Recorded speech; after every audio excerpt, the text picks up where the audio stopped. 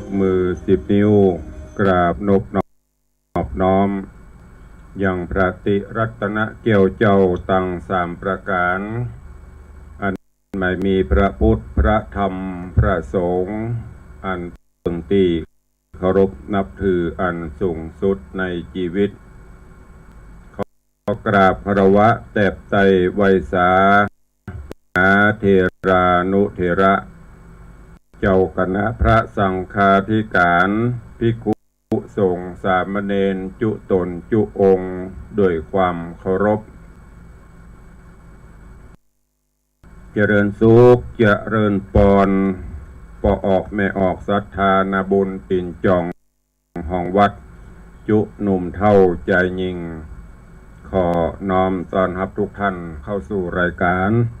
มรดกธรรมกับเมืองต่างสถานีวิทยุกระจายเสียงพระพุทธศาสนาสังคมคลื่นเพื่อการศึกษาพระพุทธศาสนาและวัฒนธรรมส่งสัญญาณกระจายเสียงจากสถานีวิทยุวัดฝ่ายหินจังหวัดเชียงใหม่ในระบบคลื่นความถี่ FM 104.50 เมกะเฮิรตซ์สถานีวิทยุวัดหนองกายตำบลสันปะยางอำเภอแม่แตงจังหวัดเชียงใหม่ส่งสัญญาณกระจายเสียงในระบบคลื่นความถี่ FM 99.75 102.0 และ 89.25 เมกะเฮิรตซ์สถานีวิทยุพระพุทธศาสนาจังหวัดเชียงรายกระจายเสียงในระบบคลื่นความถี่ FM 99.50 เมกะเฮิรตซ์สถานีวิทยุ CM77 วิทยุอินเทอร์เน็ตล้านนากระจายเสียงในระบบคลื่นความถี่ FM 97.5 เมกะเฮิรตซ์สถานีวิทยุคลื่นพระพุทธศาสนาและจริยธรรมในความอุปถัมภ์ของมูลนิธิพระบรมธาตุเจ้าดอยสุเทพกระจายเสียงในระบบคลื่นความถี่ FM 96.0 เมกะเฮิรตซ์ตลอดจนวิทยุชุมชนเสียงตามสายห่อกระจายข่าวตามวัดวาอารามตามหมู่บ้านต่างๆพร้อมกันนี้ก็ขอยกมือ10 นิ้วกราบถวายการต้อนรับและเจริญปอนต้อนรับ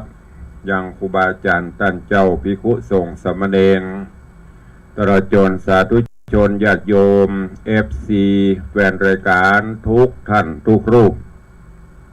ที่ได้เข้ามาติดตามรับชมรับฟังการไลฟ์สดรายการมรดกธรรมกับเมืองต่างสถานีวัดฝ่ายหินก็ดีต่างสถานีมรดกธรรมกับเมืองวัดวังสิงห์คำก็ดีต่าง104ธรรมะคลายเครียดและที่ญาติโยมได้เมตตากดแชร์กดไลค์ไปสู่ยังกลุ่มเพื่อนๆเพื่อที่จะได้รับฟังเสียงน้ำเสียงธรรมกันอยู่ในเวลานี้รายการนี้ดำเนินโดยกล่าวกับผมอาตมภาพพระครูวิสิทธิ์ศิลาภรณ์เจ้าคณะตำบลป่าแดดเจ้าอาวาสวัดวังสิงห์คำตำบลป่าแดดอำเภอเมืองจังหวัดเชียงใหม่เป็นผู้ดำเนินรายการนำธรรมะแบบพื้นบ้านล้านนามาเทศนาคือทุกท่านได้สดับรับฟังกันตั้งแต่เวลานี้เป็นต้นไปวันนี้อากาศครึมมืดครึ้มเพราะว่ามีพระพิรุณฝนฟ้าตั้งแต่ตะวาก็ตกหนักมาถึงภาคกลางวันก็โปรยปลายมาถึงกลางคืนถึงใกล้แจ้งวันนี้ก็ทะถังลงมาแถมมันเพราะว่าเป็นร่องมรสุมเป็นร่องความกดอากาศอย่างที่ท่านอาจารย์พระครูอภิวัตรบอกเมื่อกี้บ้านเฮายังถือว่าเป็นบ้านเมืองที่ดี มีสิ่งศักดิ์สิทธิ์ทั้งหลายคุ้มครองอยู่ถึงแม้น้ำจะท่วมก็บ่ถึงกับวิกฤตบ่ถึงกับวิกฤตบ่ถึงกับนักเหมือนบ้านเปิ้นเมืองเปิ้นเราลองไปพอที่ข่าวดูข่าวต่างประเทศน้ำท่วมน้ำนองเนี่ยโอ้ปัดเอารถเอารางเอาเครื่องใจไม้สอยเอาบ้านเอาจองไหลล่มบ้านเฮายังบ่ถึงกับขนาดนั้นก็เพราะเฮาได้มาเกิดในสถานที่ที่ดีมีพระพุทธศาสนาเป็นที่ไหว้ที่สามีศีลมีธรรมมีสิ่งศักดิ์สิทธิ์ปกป้องคุ้มครองอยู่ก็ขอคือทุกท่านที่น้ำท่วมขังก็ดีน้ำท่วมไหลผ่านก็ดีก็ขอเมตตาคือทุกท่านได้อดใจเนาะก็คงประเมินก็จะฝ่าฟันผ่านพ้นวิกฤตต่างๆนี้ไปได้ในส่วนต่างภาคเหนือเมืองเหนือเฮาก็เช่นเดียวกันถึงแม้จะเป็นต้นน้ำแต่ก็ยังมีบางพื้นที่ที่แม่น้ำลำคลองโล้นไหลไปแม้กระทั่งตามถนนหนทางอย่างตะวาเนี่ยจะไปงานตีวัดสวนดอกโอ้รถติด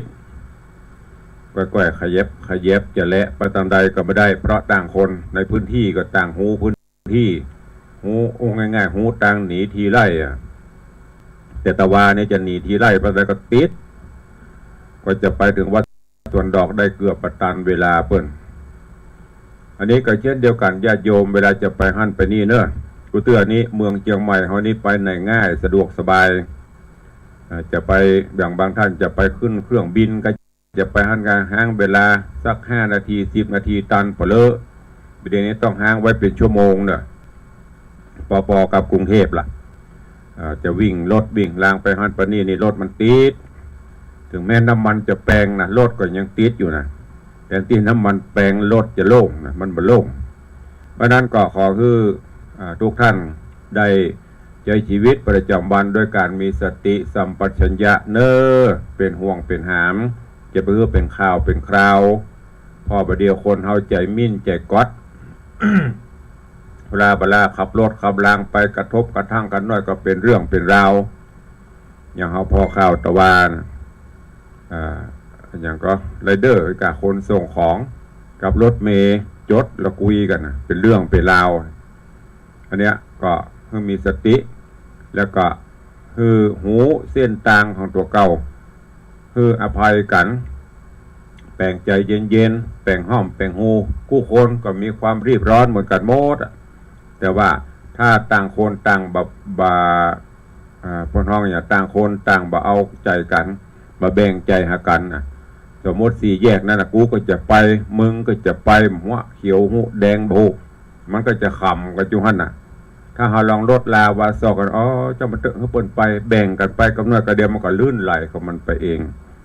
ทางนี้แต่ทางนั้นก็เข้าสู่หลักธรรมะเหมือนกันหมดนั่นแหละแบ่งใจกว้างหากันวันนี้ก็ขอให้เป็นวันแห่งความสุขของทุกท่านจะกล้าจะขายก็ดีจะดำเนินกิจธุรกิจใดๆก็ดีก็ขอให้สำเร็จผลเดินทางไปที่ไหนทางใดก็ขอให้แกล้วกราดปลอดภัยที่สำคัญอย่างที่บอกไปธรรมะคือสติสัมปชัญญะจะเป็นละเอาไว้กำกับตนกำกับตัวอยู่เสมอ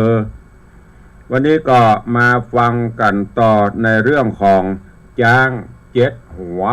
บัวปันกาบเรื่องราวของจ้าง7 หัวบัวปันกาบวันนี้จะขึ้นสู่ผูกที่6แต่ว่าตุลุงได้เทศนามาถึงยังผูกท่วนที่5จบปริปุณังไปเรื่องราวในตอนที่แล้วก็มาถึงยังตอนที่โพธิสัตว์เจ้าได้รับจ้าง7 หัวได้บัวปันกาบและของวิเศษที่ยักษ์ต่างหลายเปิ้นรับษาไว้แต่ด้วยบุญญาบารมีเปิ้นก็มอบให้และตอนนี้ต่างโพธิสัตว์เจ้าก็หวายปิกบ้านเพื่อจะให้ตันเวลากับที่ป่อพญาเจ้าเมืองเปิ้นกำหนดหมายไว้ในระหว่างต่างโพธิสัตว์เจ้าก็ต้องผ่านต่างเก่า กายต่างเก่าที่ไปนั่นนะไม้ปิกมาต่างเก่าก็มาถึงยังอาสโลมพระฤาษีพอมาถึงยังตีอยู่พระฤาษีก็จอดแวะเข้าไปกราบไปไหว้ยังองค์พระฤาษีที่ได้บอกได้แนะนำบอกต่างมอบของพิเศษในระหว่างต่างฮือและโพธิสัตว์เจ้าก็บ่ลืมกรรมที่ ระหว่างด่านระหว่างต่างที่เปิ้นฝากฝังกรรมมาก่อนที่จะปิดก็กราบทูลถามพระฤาษีว่าโอ้ป่อในระหว่างที่ลูกได้เดินต่างดันโดนมานั่นก็ได้พบได้หันได้ปะหลายสิ่งหลายอย่างหลายอันแล้วก็มีเปิ้นฝากกรรมมาถามโดยเฉพาะลูกได้หันจ้างตัวหนึ่งจ้างตัวนี้โอ้เป็นจ้างเอกอ้างงางอนเหมือนกันแต่ว่ามันมีบุพกรรมอันหยังจ้างตัวเนี้ยเอางาขำดินบะหันทางที่จ้างเป็นสัตว์ใหญ่ที่มีพลังมหาศาลเหมือนกันสามารถก้นต้นไม้อย่างต่างๆได้แต่ว่ามันเป็นทุกขเวทนาเป็นกรรมอันหยังจ้างตัวนี้เอางาซับดินบะหันจะไปตะใดก็ไม่ได้ดินหล่นทุกขเวทนาพระเจ้าแต่นั้นทัดมากับมหันจ้างเท่าแหมโดนไม้โปสไลกีบหนีบข้างไว้ไปไหนก็ไม่ได้จากนั้นมาก็มหันนอนาลี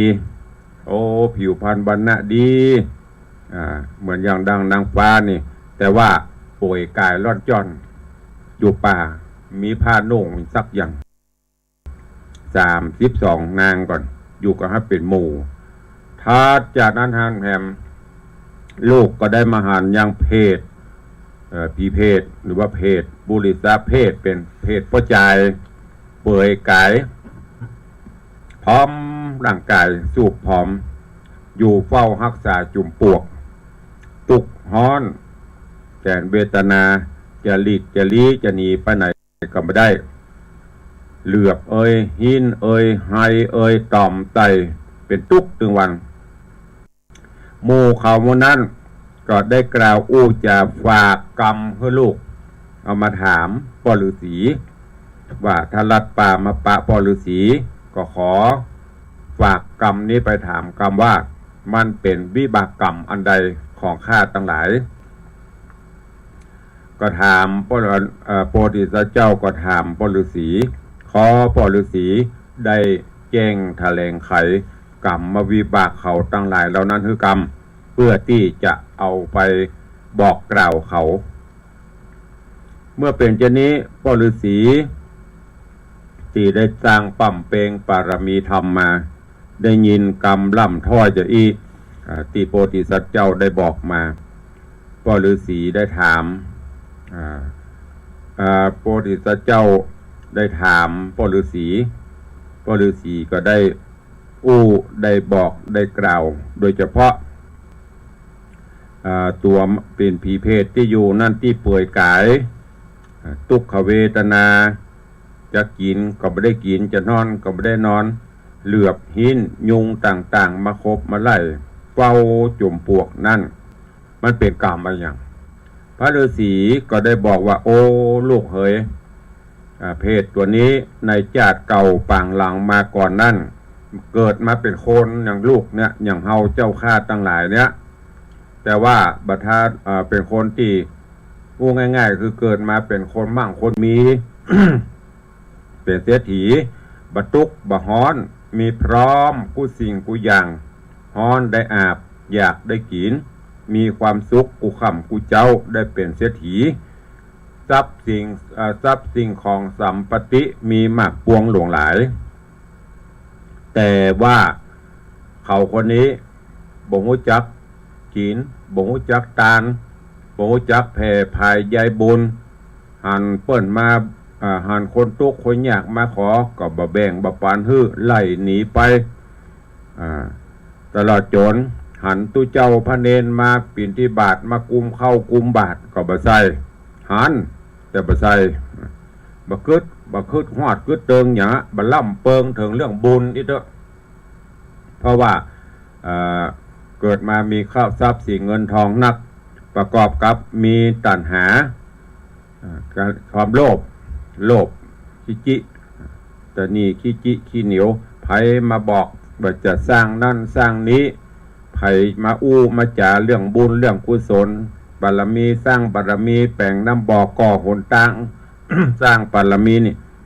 มีทางบ่หอมบ่เอ่ยถึงเลยปานปอจิตใจมืดบอดมีเงินมีคำไว้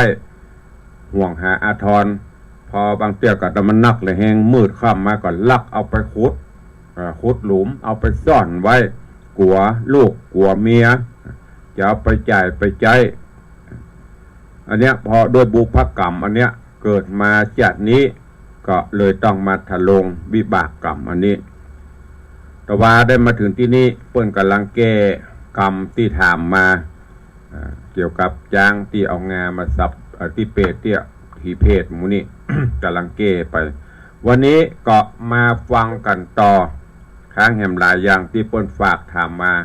แล้วก็ฟังแล้วเก็บเอาไปคิดพิจารณาเด้ออีพ่ออีแม่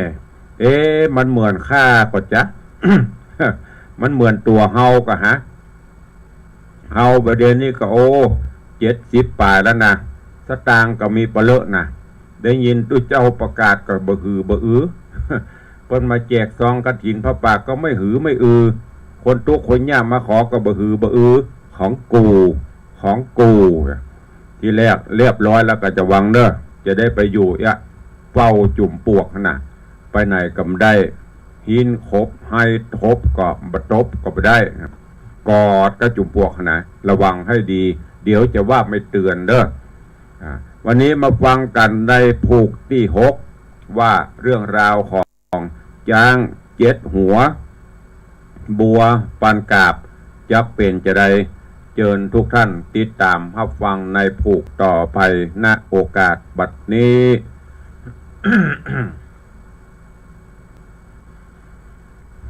นะโมตัสสะภะคะวะโตอะระหะโตสัมมาสัมพุทธัสสะ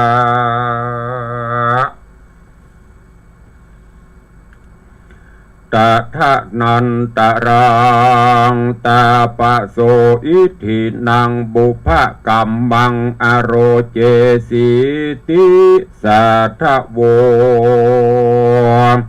ดูราสปุริสะตั้งหลายตั้งยิ่งใจหนุ่มเทาอันนั่งอยู่เฝ้าฟังธรรมจุงดาจำติดต่อตามบาทคอโวหา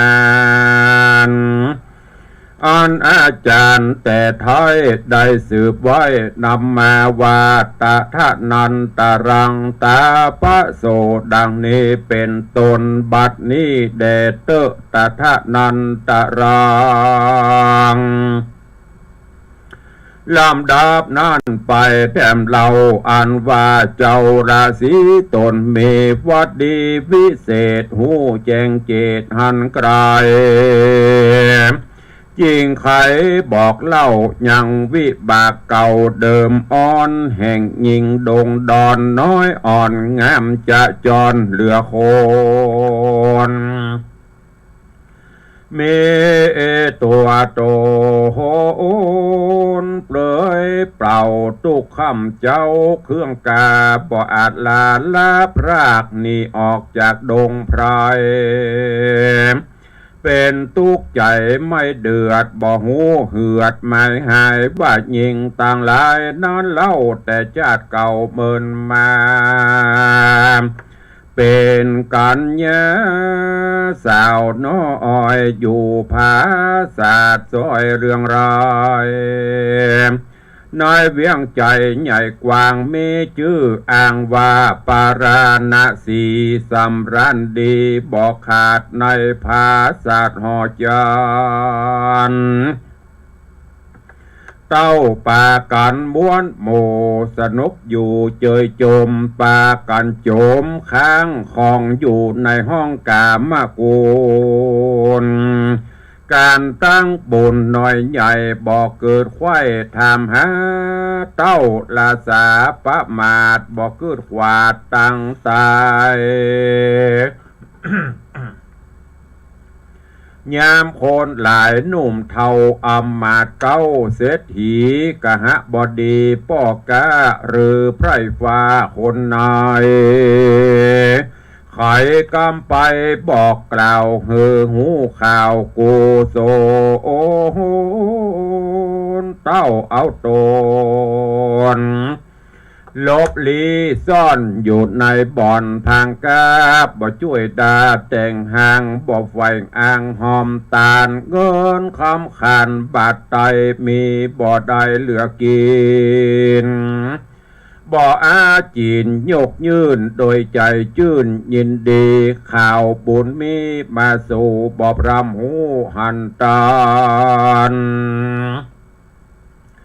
เจ้าป่าการม่วนเลนบอดใดเว้นคืนวันก็มีหันและนาอัตเทกาติวสังยังมีนายวานเอิงใสจุมไพร่ไตโยธาตังเสนาดุมเทาอัมมาตย์เก้าเสถีกะหาบอดีหน่อยใหญ่จูผูไฟอาจินดาองค์กฐินตานตอดแก่เจ้ายอดภิกขุสงฆ์คนตัวของเมืองกวางจุผู้อ่างเจยบานแต่งดาตานพร้อมไข่ตามที่หาใดมีมา พ้องดังดาตังหูเขิงฝ้ายผูกต่อตำพ้องหอมเงินคำบาดไตพ้องหอมเครื่องใจไตยตานของปาเลบานหลายสิ่งเมพร้อมยิงจุอันมาหอมกันบวนหมู่ตั้งพามอยู่ลานหลวงเล่นปันปวงจุอย่างตามอันจ้างใจโหมคนมาสมตัวดาวเสียงสาเศร้าเนืองนานอุ่นงานการม่วนเล่นบ่แวเว้นยิ่งใจส่วนยิ่งตั้งหลายอ่อนน้อยแงอามจื้อเอินจอยโสภาอยู่พังกะภาษาจอมเตาราชหอใจจอดนับไปหลายหลาก32หากเป็นตราหาศรัทธาบ่ได้บ่เกิดควายกุศลเต้าเมาวนข้างข้องข้างข้องติดอยู่ห้องกามคุณต้านกระตำบุญจุโพดังบ่หูบ่หานได้ปากันกล่าวถอยเป็นกรรมถอยจังไรว่าเฮาควรไปอย่าจะลักเอาผ้าครัวทะโรงคือผ้าสบงผ้าป้าจีวระอาจเจียงจินเครื่องกะถินน้อยใหญ่ไปซ่อนไว้เสียกลายบ่เหือไผ่ได้ตอดตานยังยอดกะถินฮือเข่าเมาวินปันบาเสาะหาพาครัวทะโรงเฮือปีโคโสมวนหมู่เปยกายตัวอยู่ได้นางตั้งหลายกล่าวอูใครหัวอยู่จอมกันเสียงเนื้องดันสะเศร้าอยู่ในดาวห่อใจบ่มีไผ่แต่ใส่จากเงียใดดังจามเต้าปาลาว่าเล่นพิษจากเส้นกองธรรมเป็นวจีกรรมกาหยาบกลายเป็นบาปโดยตันกันดับขันกระพรากตายละจากเมืองคน ก็ได้เอาโตนไปใหม่ในห้องใต้อบายสะเวยหลายบอกขาดได้500จัดเป็นตราปนนรกมาจากนี้บาปบอดลีหายดีย้อนว่าจีจะถอยจากนี้ซอยสุดไปฮืดนางตั้งหลายมวลหมู่มาเกิดอยู่ไพรโซนมีตัวโตโอนเปรยเปล่าย้อนวิบากเก่าเดิมมานอนและนาตาปะโสอันว่าเจ้าราศีบุญใหญ่อยู่ป่าไม้ทะลงทำไข่ยังกำปางก่อนแห่งนางน้อยอ่อนนารีฮือหนอโมเนหนุ่มเนาหูแต่เก่าเถิงไปด้วยปริญญาหลายแหล่บ่เว้นแว่บทใด ซ้ำจะใครตั้นต่อว่ากันเจ้าหนอคำใจได้ผ่านภายปีกปอกจุงเว่บอกใครปานฮือเขามันจุผู้ใดพรำหูตามบีว่าจุมนารีนั้นเล่าวิบากเก่าโตโอยมาจะอาจนี้นาสุดซอยวิบากถอยหายโหนจักเอาตนกราบรากปนวิบากเดิมอ่อนและนาตาโตปะรังทัดนั้นไปแถมเล่าอันว่าป่อเจ้าราศีตนมีกองดีวิเศษจบแจงเปตถ้าโรงธรรมจากไข่กรรมอยากให้มาตอบสายต่อปานยังจ้างสารปากวางหือไม้หนีบข้างคืนวันบ่อาจพันกลาพรากนี้ละจากไปหน่อยมีหัวใจไว้บันสติปันเมาวินกินแต่ดินข้ามเจ้าตุกไม่เอาเครื่องกาว่าแต่เมินมาหลายญาตินับบอกขาดแสนปีจ้างดงรีนั่นใสเกิดเป็นเต้าไทยสะเวยเมืองฤทธิ์เรืองยศเงาหรือตัวดาวแดนไกลเต้ามีใจฮึกหยาบบ่หูบาปและบุญบ่หูกูลและโตใจหายโหดปาลาจุมเสนาอ้อมบาดปัจจาราชยิ่งใจมีใจภายโจมจื่นหุ่มยกยื่นยอตานแก่พรามนาจารย์หน่อยใหญ่แก่คนยากไร้เครื่องขี่ตังราศีป่าเศร้าและพระปัจเจกะเจ้าทาโรงญาณจากหิมมาปานป่าใหม่มาจอดไกลเวียงใจเขามีใจโจมจืนปีติตื่นยินดีสัทธามีใส่บาทอภิวาทยอดตานส่วนเต้าผู้บานนั้นใส่หันคนน้อยใหญ่กระตาหาอัมบุญมันบอดหนุนเตื่อมกำตีเตียนซ้ำตัวหอยว่าจีดงดอยป่าเศร้าต้านเต้ากีนเข้าได้บ่อคงควายก่อสร้างบ่อกึดอ้างการใดได้แล้วไปนอนจอดบ่กึดฮอดหาการบอกวันตานมากเต้าจักศูนย์เป่าเสียพล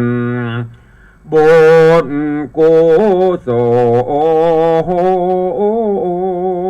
ลนั้นใส่กู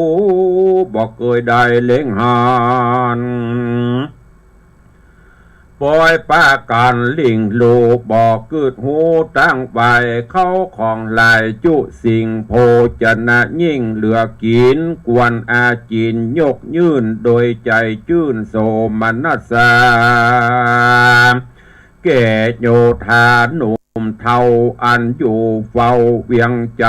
บ่ฮือภัยน้อยใหญ่มาลอดไกลราชธานีเฮือเจ้าปุรีไพรหน่อยอยู่เจออื่นจอยคืนวันเจ้าห่อจันยศใหญ่หันไพรไตกระตำบนตัวบ่นุนเตือมแทงป้อยกล่าวแสงนินตากำปากจ๋าจะถอยมีบ่น้อยหลายประการก็มีแลนาเออะเทกติวะสั่งยังมีน้อยว่าหนึ่งใส่ตนเต้าไทยผู้บานขี่จ้างสานตัวกลาพร้อมทวนนาโยธาได้ใกล้กลาละพรากออกไปจากเวียงใจเพื่อจักไปยังย่อนอยู่ในบ่อนอุทยานจุมดวงดาจุมดวงบานดอกไม้มีบ่อน้อยหลายสีกันเจ้าปุรีไปฮอดที่ยังจอดเสาสาในศาลาป่ากวางใกล้ใต้ต้นไม้โปสะลายตาเอาก็แลไป สานพ่อเกิดใจต่อบาเดียวว่าจีดงเขียวป่าเศร้าคือพระปัจจิกาเจ้าดงนาตั้งตาปะสาเถื่อนทองมาจากห้องไพรโสนย่อมเอาตนมาจอดปืนเก่ายอดโบสะลายอันมีใบโฮมกวางบ่อไฟอ่างลานี้มาหลายตีหลายเตื้ออยู่หลังเรือหลายวันคนป้ากันหลังโลบ่เว้นกู้ยิงใจกันไม่ตายแล้วแหลกแยกย่อยแตกเป็นโพโอจุมหนอจีดงก็บ่ลังจักมาเต้าปาลากึดแล้วก็ฮือจ้างเกี้ยวเตรียมใจไปโยโปสไลต้นใหญ่ฮือล้มไข่ตันตาหักสาขาหน่อยใหญ่ฮือแหลกย่อยบัดเดียวแหละนาโซโอราชาส่วนพญาตนหักเฮาภาพแผ่นดาวหอจานการดับขันลาพรากตายละจากเมืองคนได้เอาตนไปเกิดในกำเนิดอเวจีวิบากมีเหลือแหล่บ่เสียงเขตสุดกรรมใดจักนำจองก้องมาเกิดห้องดงดานเป็นจ้างสานตัวใหญ่คำวางไม้โปสะไลอันมีห่มกวางหนีบสองข้างถึงวานจากภายพันยินยากบ่อาจพรากไปไหนจัดนับไปบ่ขาดได้500 ชาติเป็นตราชาตินี้หนาสุดซอยจะกราดกลอยป่าปะกรรมจะเล่นนานิติตังขีญาสังวันนาวิเศษจะห้องเหตุธรรมเทศนาจาง7 หัว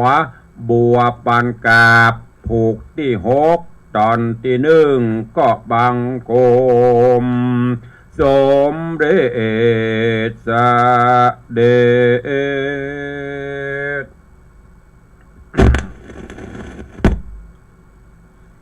จาง7 หัว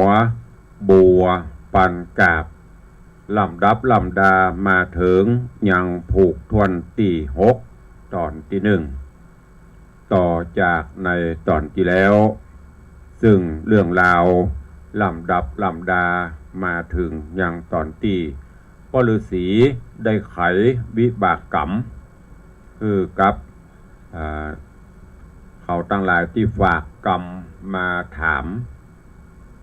ฝากกรรมโพธิสัตว์เจ้ามาถามในระหว่างต่างที่ท่านเจ้าเตียวผ่านเพื่อที่จะไปเสาะ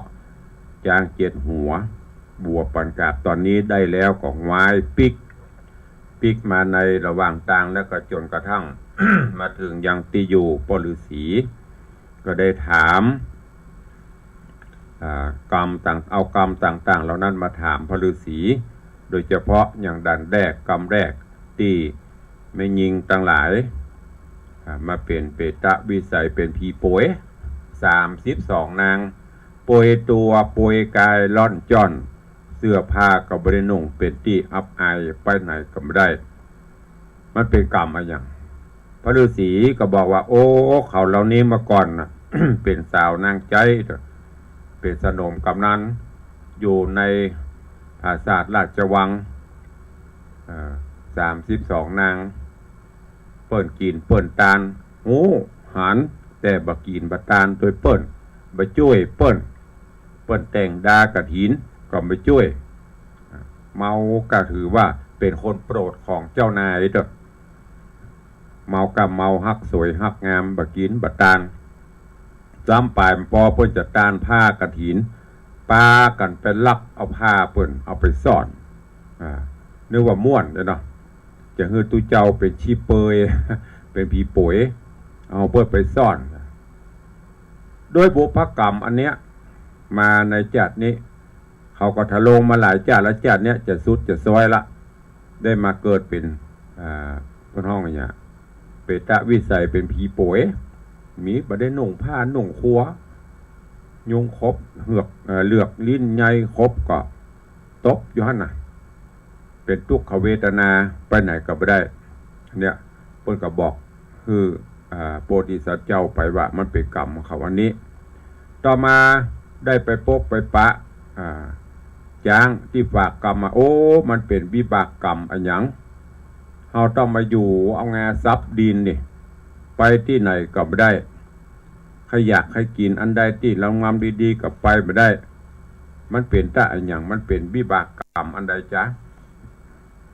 ได้มาถลงอยู่ที่นี่โพธิสัตว์เจ้าถามพระฤาษีเพิ่นก็บอกอันนี้ก็เหมือนเดียวกันนั้นเกิดมาในชาติแล้วก็เป็นเจ้าฟ้าเจ้าแผ่นดินเจ้าใหญ่ในโตหรือว่าเป็นคนมั่งคนมีก็เมากะห่วงทรัพย์สิ่งสลิงคานเช่นเดียวกันเปิ้นกินบ่กินเปิ้นตานบ่ตานถือว่าตัวเก่ามีเงินมีคำเปเลอะกินเกิงขว้างซาวก็ตึมเสี่ยงบัดฟังบุญบารมีไว้ห่วงก็เข้ากะของสุดท้ายมาก็ได้เอางามาซับดินซับจุ่มปวกเฝ้าอยู่หันไปไหนก็ไม่ได้แถมมาจ้างที่โดนไม้ต้นโพสไลหรือว่าต้นไม้โพต้นไม้สลีกีบหนีบ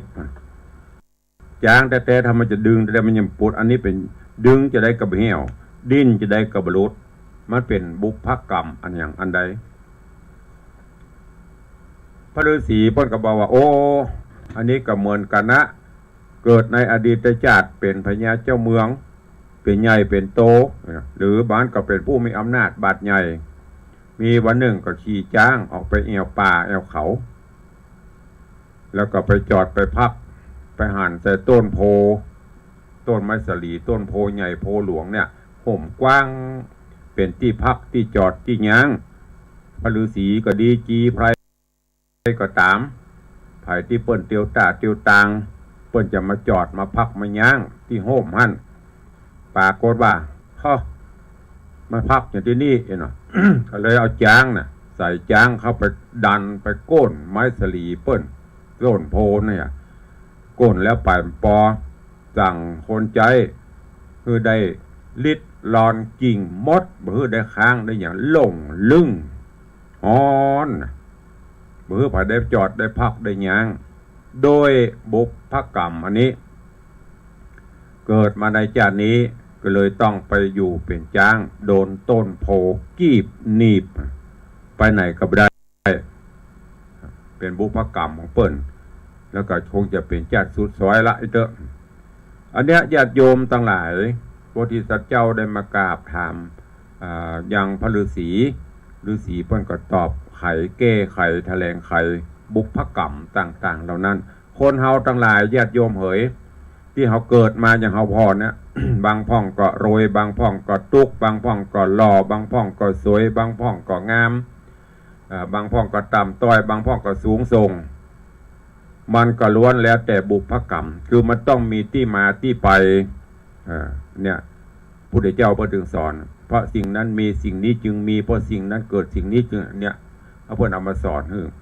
มันเป็นมีจะต้องมีจุดหมายของมีจุดของมันมีเชื้อของมันเปิ้นเกิดมาจากนี้เปิ้นสวยเปิ้นงามผิวพรรณบรรณะหมดจดสดใสเปิ้นก็ได้กินได้ตาในอดีตเกิดมาจากนี้ได้มีเงินคำกำเกื้อก็เพราะบุญกุศลได้จัดแล้วมันมีอย่างไรเกิดมาจัดแล้วจะงามอันมันก็เกิดมาก็รวยเหมือนกันหมดก่อนเนาะนิ้วมือก็เต้ากันหมดเป็นนิ้วมือวอกกันเนาะ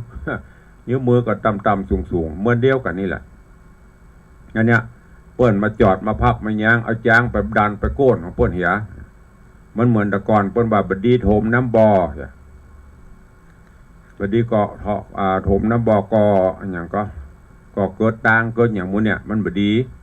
เปิ้นไตเปิ้นเตียวอยู่หูอยู่ห่านอยู่แกล้งกันไปเกิดไปอย่างมาสุดท้ายบุพกรรมนั่นกำไปไหนอันเนี้ยญาติโยมแต่หลายก่อนที่จะทำอย่างลงไปที่มันเป็นความเดือดร้อนของคนอื่นเป็นการสร้างกรรมเฮาก็คือพยายามระมัดระวังละเว้นสร้างแต่กรรมดีบำเพ็ญบารมีทำไปเตอะนักพ่องน้อยพ่องเป็นอย่างเปิ้นมีการกินการทานเฮาก็ทำไปตามบุญก็ตามของเฮาที่มีอยู่ตามจิตเจตนาศรัทธาเฮาเจว่าเปิ้นบอกอันยังก็เหี่ยวเนี่ยที่เปิ้นว่าเนี่ยปิดหูปิดตาปิดเห็บประตูประเสียงเปิ้นกินก็มากินเปิ้นตานก็บ่ตานบ่หือบ่อืออย่างสักอย่างแล้วก็ค่อยสบายอย่างที่บางคนหลายคนเนี่ย เวลาอันนี้กายถึงวันแล้วตุลุงวัดตุลุงกายบ่เข้าจะเข้ามาได้หรือว่าวัดไหนก็ตามเขาเป็นชาวพุทธอย่างน้อยได้ไปไหว้พระสาพระพุทธพระธรรมพระสงฆ์ก็เป็นมังคละมงคลได้ไปทำจิตสมาธิภาวนาได้กินได้ทานก็เป็นบุญกุศลก็ฝากไว้กับทุกท่านเนอะอย่าได้ประมาทสร้างบุญกุศลไปเรื่องราวของจ้างเจ็ดหัวบัวปันกาบจะเป็นจะได้ก้อยติดตามฟังกันไปในตอนต่อไปในวันต่อไปเนอะเหลือเวลาแถมน้อยนิดก็จะได้ตักได้ต่อพี่น้องสถาที่ต่าง FC ต่างหน้าจอ Facebook และก็ต่างสถานีก่อนที่จะได้อู้ได้จ่าได้ฝากข่าวสารก็ดีเนาะขอเจริญพรต้อนรับโยมนวลศิริเดี๋ยวก่อนเด้อเริ่มตั้งแต่ต้นมามีไผ่ผ่องคุณโยมทองคำทิบงคำเจริญพรโยมอัญชลีคำกิติเจริญพรโยมสีนวลก็แม่สีนวลชัยทองคำเจริญพรโยมพินานจรัญปิยะจันทร์เจริญพรโยมแม่จันดีวิสุทธินันท์เจริญพรคุณโยมจันฉายแปลงหลวงขอกราบถวายการต้อนรับหลวงพ่อพระครูสถิตเจติยรักษ์หลวงพ่อเจ้าอาวาสวัดเจดีย์แม่ครัวเจริญพรโยมชนจันทร์ซอนคำเจริญพรโยมแม่เลี้ยงทัดพิชาสุสิงคำขอเจริญพรคุณโยมสลินทิพย์บุญเลิศเจริญพรยายเพลินเพื่อนเกษตร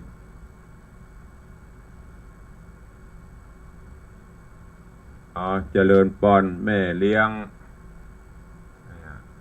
ประวินรัตน์แต่ว่าถ้าจะฟลุกเนาะ ถ้าจะฟลุกติดอันมจรละปูน เจริญปอนโยมปเลี้ยงธนวัฒน์แม่เลี้ยงทัดพิชาสุสิงคำเนอะโยมปเลี้ยงเพิ่นจะอวยพรทุกวันคือกำลังใจทุกวันขอบคุณบุญรักษามากันเนอะกับโยมปเลี้ยงธนวัฒน์เจริญปอนโยมปิจัญญาฟองซักเจริญปอนพินานอิโสมเจ็ดสีแล้วก็เจริญปอนใครต่อไปโยมแม่ดาวันคำวังเจริญปอนโยมพี่หมอมัทนาอัมพันธ์เจริญปอนโยมแม่นวลศิริหินเขียวเจริญปอ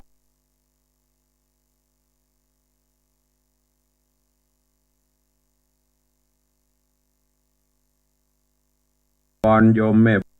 เนอะในวันที่29ตุลาคมก็น้อมเอิญเชิญชวนญาติโยมศรัทธาทุกท่านเนอะร่วมทำบุญตอดกฐินสามัคคีที่วัดฝ่ายหินตำบลสุเทพอำเภอเมืองจังหวัดเชียงใหม่ซึ่งต่างมหาวิทยาลัยเชียงใหม่ซึ่งเป็นผู้อุปถัมภ์บำรุงวัดเป็นเก้าเป็นประธานเป็นเก้าเป็นกันเราเจ้าข้าทั้งหลายก็ร่วมโมทนาบุญโดยเปิ้นเนอร์พระไปเก้าวัด10 วัดอย่างขอช่วยกันต่างสถานีเขาเนี่ยปัจจัยเหล่านี้จะมาเป็นการน้ำกับไฟการบำรุงวัดสร้างพัฒนาวัดเฮามีน้อยก็น้อยหอมน้อยมีนักหอมนักก็ได้มันเป็นอย่างวันที่29ตุลาคมที่วัดฝ่ายหินตำบลสุเทพอำเภอเมืองเชียงใหม่จังหวัดเชียงใหม่เนอะก็เจริญปอนญาติโยมศรัทธาสาธุชนทั้งหลายได้ร่วมโมทนาบุญด้วยกัน ที่วัดวังสิงคำก็ตอดกฐินวันอาทิตย์ที่6 พฤศจิกายนเนอะการนี้เจ้าประคุณสมเด็จ พระมหาวีระวงศ์ได้ประทานผ้าไตรกับต่างโยมปเลี้ยงธนวัฒน์แม่เลี้ยงทัดพิชาสุสิงคำโยมบุญชัยมาบุญศักดิ์สิทธิ์และญาติโยมสาธุชนทั้งหลายน้อมนำมาถวายตอดที่วัดวังสิงคำเนอะเจริญปอนเจิญทุกท่านร่วมโมทนาบุญโดยกันนอกจากนั้นอย่างที่ตุลุงได้ประกาศไปเชิญชวนญาติโยมได้ร่วมแห่มวันติดเนี่ยวันที่25วันนี้วันศุกร์แม่นะกะศุกร์วันเสาร์วันนี้วันเสาร์วันพุธวันที่25วันพุธล่ะจะเป็นวันพระวันศีลก็จะได้ส่งเปรตปิกวันสุดท้ายวันพุธวันที่25ก็เชิญชวนญาติโยมร่วมโมทนาบุญด้วยกันเนอะขอบคุณทุกท่านที่ได้ร่วมมาบุญกุศลมาทวานี้ก็มีคุณโยมณัฐพจน์จากนรินทร์สารปีมาร่วมบุญกุศลกับตุลุงแห่ม300 บาทเนอะสาธุอนุโมทนาบุญวันนี้ ก็จะได้ไปซื้อของตระเตรียมเพื่อที่จะทำบุญสุนทานส่งดวงวิญญาณเปตวิสัยท่านผู้ใดจะร่วมบุญก็ยังห่วมได้อยู่เนอะบางห่วมก็ยกมือ10 นิ้วตั้งจิตอธิษฐานร่วมโมทนาบุญด้วยกันตวาตุลุงได้ประชาสัมพันธ์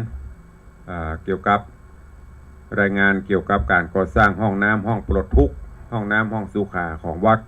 ที่ดำเนินการก่อสร้างผลว่ามันงบประมาณเนาะที่ไหนบางงามก็แป่งต่อออกไปแต่ว่านี้ช่างมาติดตั้งสแตนเลสฮาวสำหรับห้องผู้สูงอายุติดตั้งสแตนเลสติดฮาวผ้าติดสุขภัณฑ์ต่างๆในห้องน้ำจะมีมีครบถ้วนแต่ว่าได้ติดตั้งแต่ปัญหาติดตามมาก็คือน้ำมันแดงน้ำประปามันจะกระบันเฮาในทุกที่มันจะแดงดังนั้นก็เลยแก้ปัญหาซื้อ